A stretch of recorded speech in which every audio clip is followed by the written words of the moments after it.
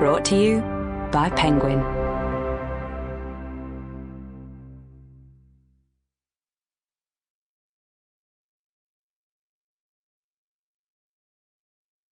The Intoxicating Mr Lavelle by Neil Blackmore. Read by Ben Aldridge. To Zaid Mukhtar, with my endless, endless thanks. If all good, respectable people had one face, I'd spit in it. Jean Rhys. Author's note. When writing this novel, I wanted it to be authentic to the period, as any historical novel should be, but for it to also speak to modern readers. My characters reference the terms the Enlightenment and the Renaissance, which had not come into common usage until the 19th century, but have since become a shorthand for us to understand entire cultural movements. Please forgive these occasional anachronisms. Medieval wouldn't have been in use then, but we've been referring to the Middle Ages since the 1610s, and enjoy Benjamin's travels and travails. Benjamin and Lavelle aren't based on real people, but a love story like theirs wouldn't have been allowed to be told at the time. Part 1.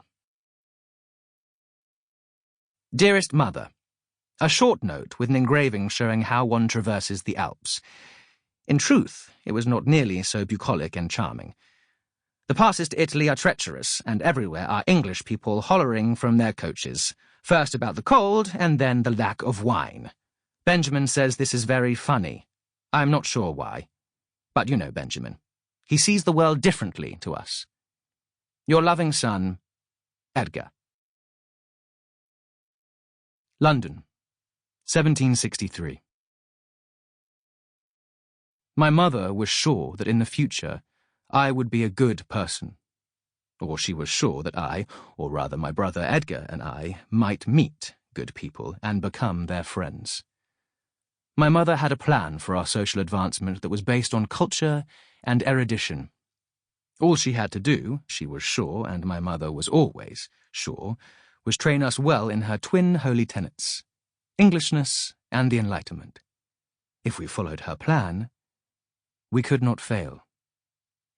We were not sent to school but educated at home by tutors my mother found in periodicals. She recruited an émigré German named Herr Hof to teach us Latin grammar and Greek philosophy, Descartes and Diderot, conversation and contradances. We were not allowed to acquaint ourselves with any other boys, and their mothers did not come and sit with ours to take tea. We were isolated, but we were content within the world that my mother created.